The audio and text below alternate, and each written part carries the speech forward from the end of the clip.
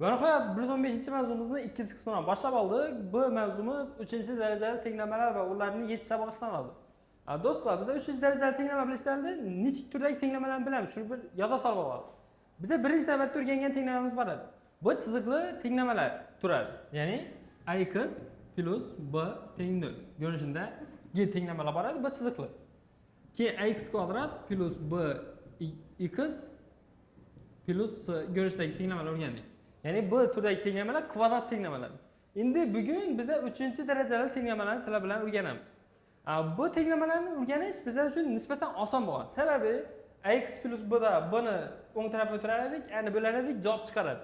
Yoki bo'lmasa kvadrat tenglamamizda diskriminant b kvadrat minus 4a sizlar edik, x1 2 ni yozar edik, minus b plus minus ilzosida diskriminant taqsim 2 ga edik. Javob tayyor chiqaradi. Ya'ni bularda javobga yetib borish nisbatan oson edi. Lekin kubik tenglamada aynan bir qandaydir bir formula, qoida, qolip bizda yo'q, bilmayman. Bu yerda faqatgina biz fikrlab javobni chuqur izlanishlar bilan topib bilamiz. Buning qoidalar, formulalar bizda yo'q bo'ladi. Shuning misollarni biz bugun ko'rib chiqamiz sizlar bilan. O'zingiz sinab ko'ring misollarida bu mavzumuzni yanada yoritib beramiz. O'zingiz sinab ko'ringni birinchi misolni boshlaymiz. Demak, birinchi misolda aytadi 2x kub plus 3x kvadrat minus 11x minus 6 ko'pxatni chiziqli ko'paytiruvchilarga ajrating dedi. Ya'ni bu ham nodon. Buni nodonlarni ko'paytmasa deb yozdi. Qaranglar.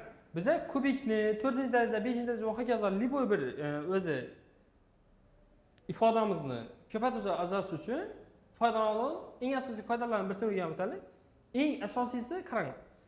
Shu ifodani x to'g'ri 0 qo'ysak 0 qiladi deb savol berish javob berishimiz kerak. Uni aynan biz bilamiz. Falashib bilamiz yo boshqa qilib bilamiz. Aytib bilishimiz mumkin bo'lgan birdan narsa bu sonlarni o'rniga qo'yib ko'rish. Misol uchun x sonini men 1 qo'yib ko'raman.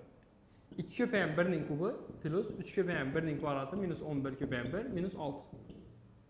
2 plus 3 minus 11 minus 6. Biz aniq bilamiz 0 chiqmaydi. Demak, bir o'rinli emas ekan. 2 ni qo'yib ko'ramiz. 2 ko'paygan 1 2 ning kubi plus 3 ko'paygan 2 ning kvadrati minus 2.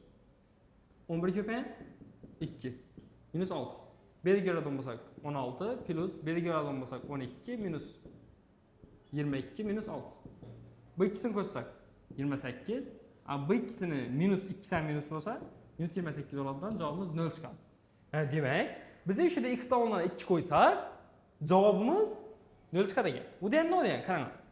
Biz o'shada fikrlashimizni ishlatishimiz kerak bo'ladi. Demak, x o'rniga 2 qo'ysam, javob 0 chiqadi ekan.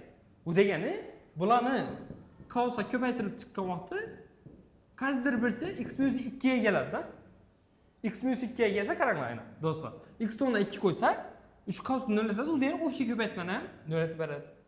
Demak, men o'sha kubik ko'pxatni x minus 2 ga kelsa harakat etishim kerak. Bu uchun aytaman.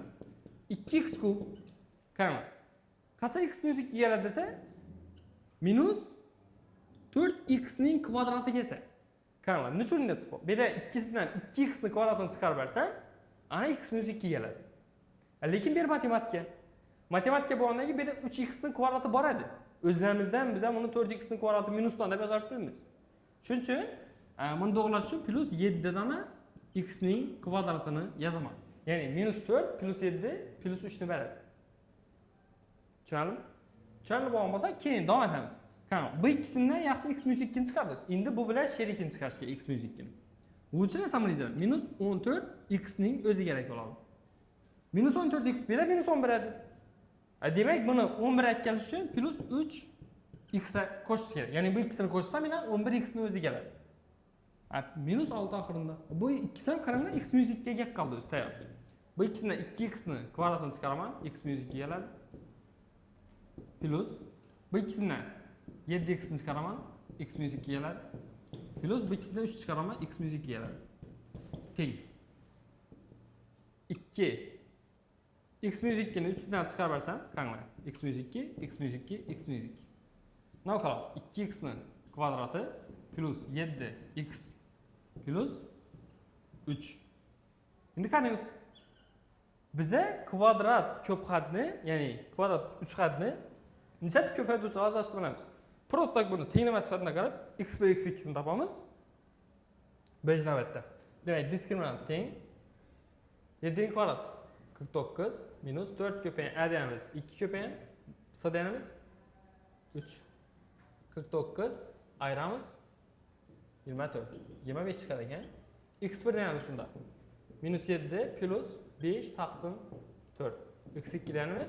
Minus 7 plus endi minus 5 taqsim 4. Minus 3 minus 1 taqsim 2. Qaraymiz. X minus 2 ko'paygan. Bunlarda 2 bor, demak 2 turadi. 2 qolsa siraladi. X minus 1 taqsim 2 u da plus 1 taqsim 2 ga ketadi. X minus 3 minus 3 u da plus 3 ga ketadi. Endi bu 2 ni bu qavsni ko'paytirib qo'ysak bo'ladi. 2x 1 taqsim 2 bilan 2x qiladidan bu yerda 1 qoladi. Demak, shu kubik ko'p hadimizni ko'paytiruvchi ajratsak, x minus 2 ko'paygan 2x plus 1 ko'paygan x plus 3 kelar ekan. Ammo uni biz aytishib bildik desa, shu ko'p hadni 0 qiladigan x ni topdi va shu x ni topganimiz uchun biza shu x ga moslab qavsa 2 bildik. Qavsa 2dan keyin ana oson bo'lib qoldi davomi. O'zingiz sanab ko'ring, misolni ikkinchisini o'tdik.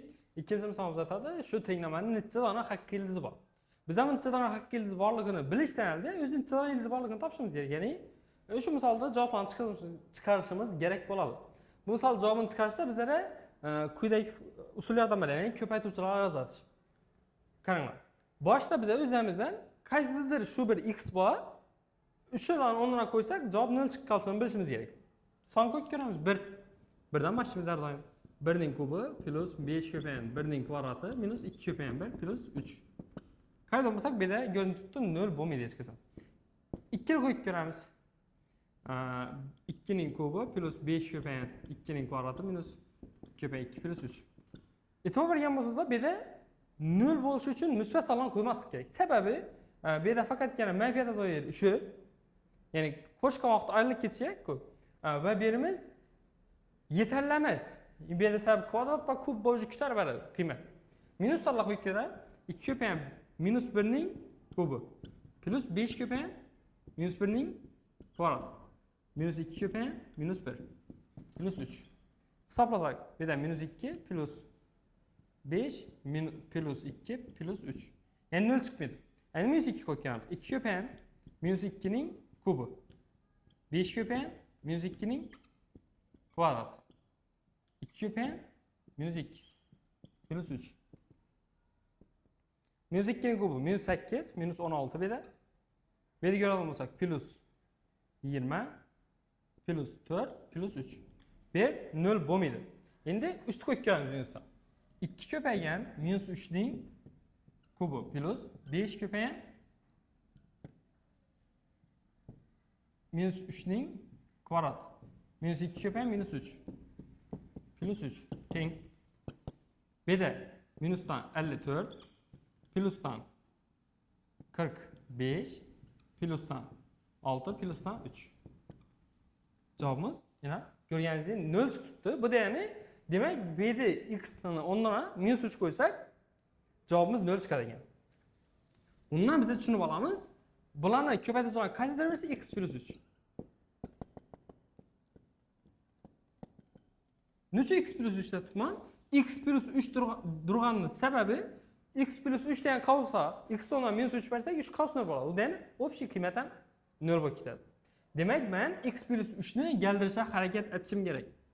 O'tish etaman. 2x ning kubi plus 6x ning kvadrati deyman. Sababi bu ikkisidan 2x ning kvadratini chiqarib bersam, x plus 3 keladi. Lekin bu matematika bordan keyin bu yerda to'g'ri ketishimiz kerak. Ya'ni 6x ning kvadrati, bu yerda 5x kvadrat. Demak, birdan x kvadratini aytib ketish kerak. Qarang, shundan men x plus 3 ni kelishim uchun minus 3 dan x ni yozishim kerak. Shundan men ikkisidan minus x ni chiqarib bersam, x plus 3 hosil bo'ladi. Endi qaranglar, bu yerda minus 2x edi, bu yerda minus 3x o'tdi. Bu degani plus x bilan qo'shib ketishim kerak.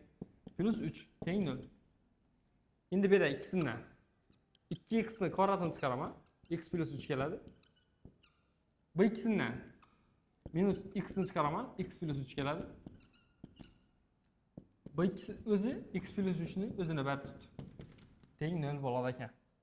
Xo'p, endi buni davom etishimiz. X plus 3 ni cosdan tashqariga chiqarib bersam, 2x ni kvadrati minus x plus bundan 1 qoldi, teng 0. Shuni biza ishab bilamiz. O'zini addenni tenglama sifatida. Ya'ni diskriminant teng 1 minus 4 ko'paygan 2 ko'paygan 1. Bu yerda javobimiz minusdan 7 chiqdi. Qaraydigan bo'lsak, bu yerda ildiz yo'q ekan. Bu degani faqat o'sha ildiz bor.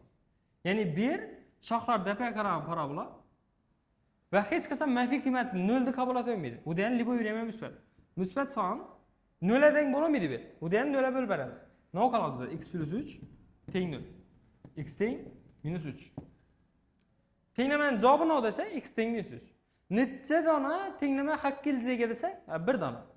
Misolimizning javobi esa 1. Sababi necha dona haqqi ildizligini so'rab qo'yadi. Bizda esa haqqi ildizi soni 1 dona ekan. Keyingi misol o'tsak bo'ladi. Navbatdagi oxirgi misolimizga o'tsak bo'ladi. 3-chi misol, 3-chi misolim sharti tenglamani yeching. Ya'ni bunday turdagi tenglama yechish uchun bundan oldin 2 misol ishlayapmizdan buni ko'paytirish yozasiz kerak. Bu uchun qaysi qiymat x o'rniga qo'yilsa, shu javobning nolachini topib olishimiz kerak bo'ladi. Boshda 1 deb berib ko'ramiz har doimgidek odatiy 1 ning kubi, ya'ni 1 minus 5 ko'paygan 1 ning kvadrati 1 minus 2 plus 24. Bu yerda beradigan bo'lsak 0 bo'lmaydi. 2 ni beramiz.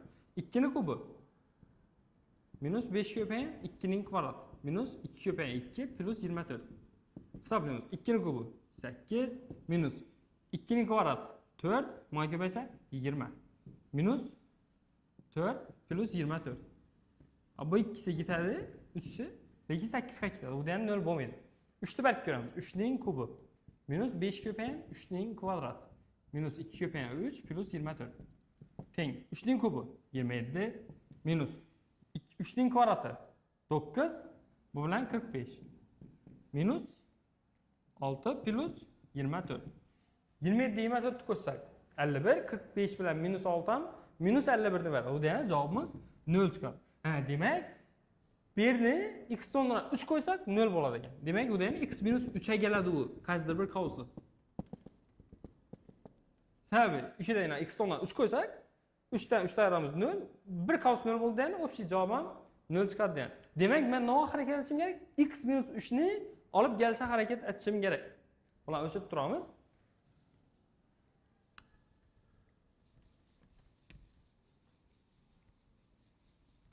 Xo'p, x minus 3 ni sharp paytga kelaman. X ni kubi tutdi. Minus 3 dona x ni kvadratini yozaman. Bu yerda minus 5 edi, demak, nechasi qoladi? Minus 2 x ni kvadrati qoladi. X minus 3 ga kelish uchun buni izini 6 dona x ni o'zini qo'shaman. Qarang. Bu ikkisidan x kvadrat chiqarsam x minus 3 qoladi. Bu ikkisidan minus 2x ni chiqarsam x minus 3 qoladi. Qarang, plus 6 minus 2 ga o'zi plus 6 bo'ldi. Bu degani endi beri minus 8 dona x yozishim kerak. Shu ikkisi baribir yana minus 2x ni beradi. Plus 24 ni yozamiz, teng 0. Bu ikkisidan x kvadratini chiqarsam x minus 3 qoladi. Bu ikkisidan minus 2x ni chiqarsam x minus 3 qoladi. Bu ikkisidan minus 8 chiqarsam x minus 3 qoladi. Teng 0. X minus 3 ni cosdan tashqariga chiqarsam bu yerda x kvadrat, bu yerda minus 2x minus 8 teng 0 qoladi. Endi qaraymiz. X minus 3 bu yerda yozgan bo'lsak x minus 4 x plus 2. Ya'ni b ni o'zini ham 3 xatni ko'paytiruvchiga ajratib bersak, o'sha ko'rinishda qoladi. Teng 0. Tenglama ichingda qo'yadi, bu yerda x teng 3 chiqadi. Bu yerda x teng 4 chiqadi. Ya'ni 0 dan qiymati 3, 0 dan qiymati 4, 0 dan qiymati minus 2. Demak, tenglamamiz javoblari 4, 3 va minus 2 chiqadi ekan. Shu bilan 115-mavzumizning ikkinchi qismi ham o'z nihoyasiga yetdi.